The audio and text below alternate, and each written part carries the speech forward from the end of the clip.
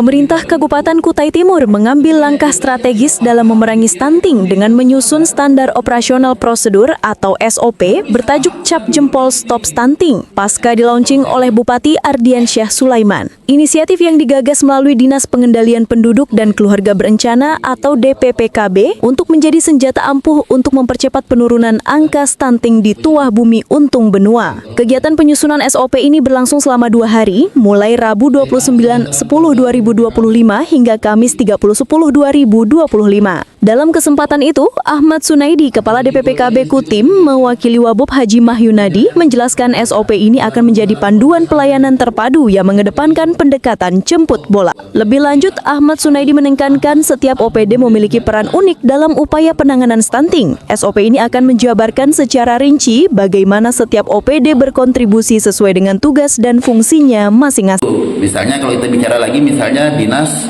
Pengendalian Penduduk, apa hubungannya? Oh, berhubungan dengan masalah data keluarga, misalnya kartu keluarga. Bagaimana kita untuk mengetahui orang ini butuh bangunan itu, bangunan ini, begitu pemerintah mau kasih misalnya bangunan rehab rumah layak huni, ternyata bukan penduduk Kutai Timur, masih penduduk luar. Terus pertanyaannya kan Pak, kalau gitu nggak usah didata. Dalam hal pendataan keluarga berencana, nggak boleh kita memilah-memilih. Sepanjang dia 6 bulan sudah berdomisili di situ, wajib harus kita data. Nah, kalau kita data ternyata dia misalnya stunting atau beresiko stunting, berarti di simil kita masuk. Tapi begitu pemerintah mau mengintervensi bantuan apa, kan nggak bisa tuh, karena bukan warga Kutai Timur. Betul. Seperti itu. Salah satu contoh gitu kalau kita bicara di Disduk Capil, ya. Rencananya berapa lama perumusan SOP ini, Pak? SOP ini untuk tahap konsep pembekalan awal itu hanya 2 hari. Itu hari ini sama dengan besok. Nanti narasumber hanya memberikan garis-garis besar yang harus dilakukan oleh para OPD tadi, sesuai dengan tugas pokok dan fungsinya masing-masing. Setelah itu nanti kita hadir di ruang daring dengan jadwal ditentukan kemudian. Nah, apa yang dilakukan di ruang daring?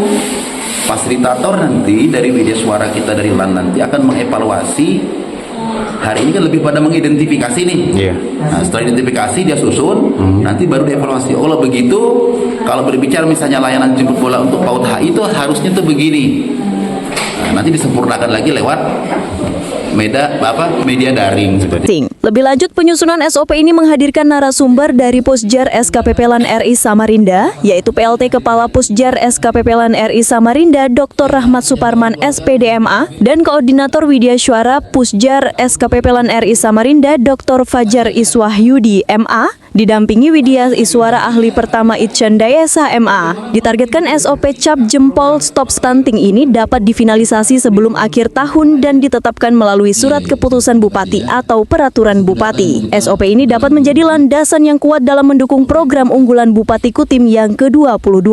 Karena itu, Ahmad Sunaidi beroptimis melalui kolaborasi yang solid, angka stunting di Kutim dapat terus ditekan. Ia juga menekankan pentingnya kehadiran seluruh OPD terkait dalam kegiatan penyusunan SOP ini agar SOP yang dihasilkan benar-benar relevan dengan kondisi dan kebutuhan di lapangan. Kolaborasi ini harus dimaknai secara mendalam, bukan hanya Dinas Kesehatan atau DPPKB saja yang berperan, tetapi seluruh pihak termasuk para kader di lapangan. Dari Kutai Timur, Tim Liputan Kabarekam melaporkan.